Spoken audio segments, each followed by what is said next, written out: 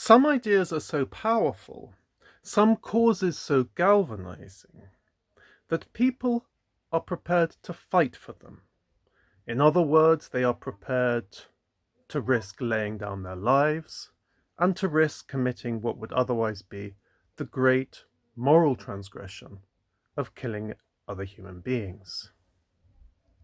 Now, sometimes that cause is religious. It centers upon notions, interpretations of a divine, the divine's nature, the divine's most intimate wishes. Sometimes the cause is more secular.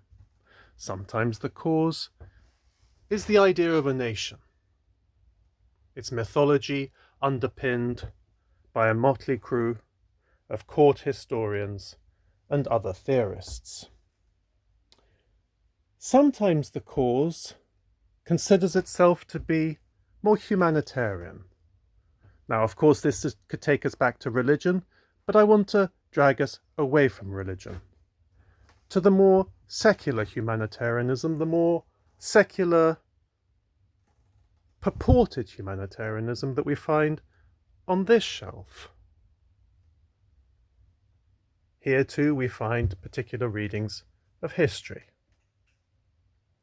But it is not here, my friends, where I finally wish to settle, on this Tuesday, the 15th of July, 2025, and it is not in that room where we will find our reading for tonight's instalment of Exemplary Passages. Tonight's exemplary passage is a poem. Here we have our poetry and drama, but I think for this one I have to climb up a little bit. Now,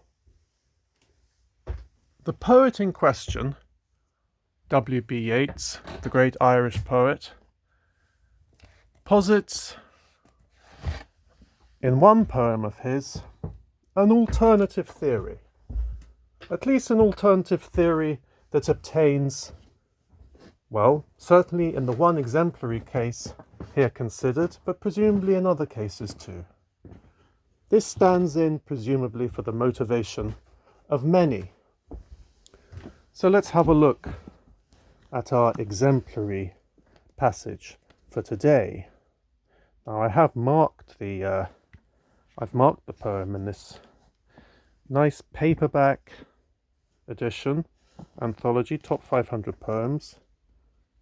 There's some amazing stuff in here, running well into starting, where did it start? It starts, it's ordered alphabetically by author, so anonymous comes in first, and then here we go, anonymous 1250.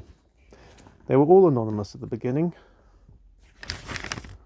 before notions of authorship really took hold.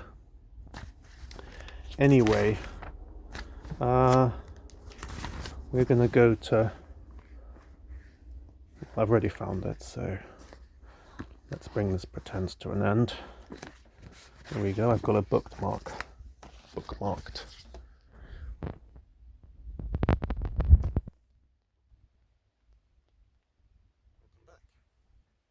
So here it is, the poem.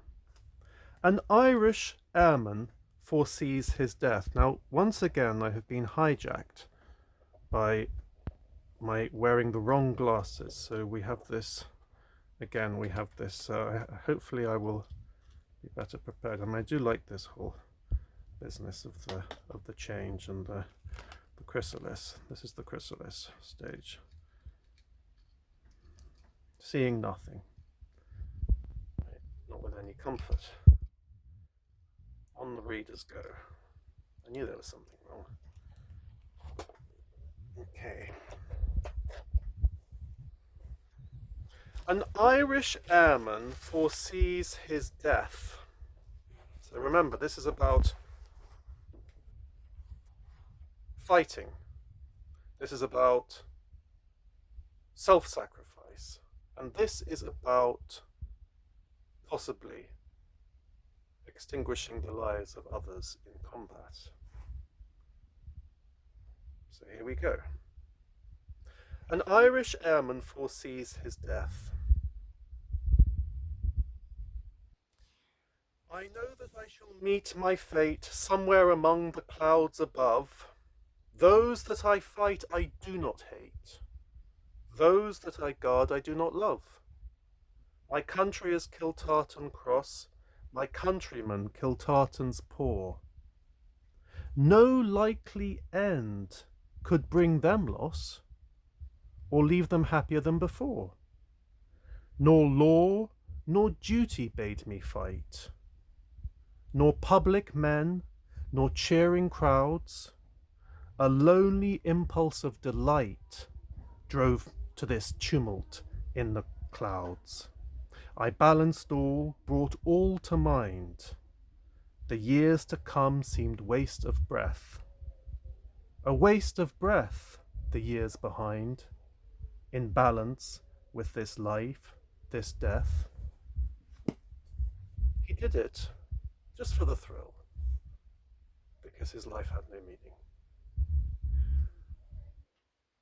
The Berlin Book Nook is to be found at 63 Flügerstrasse, Neukölln. We are open from 12 until 6 p.m.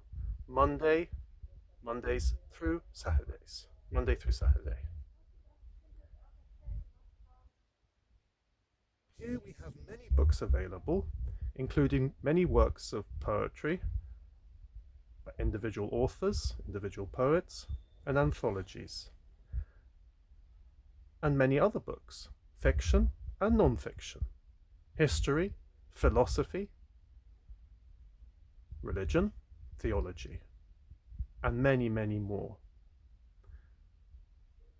And whatever, you can be certain that you will not have to pay the sort of price that was paid by this young Irish airman.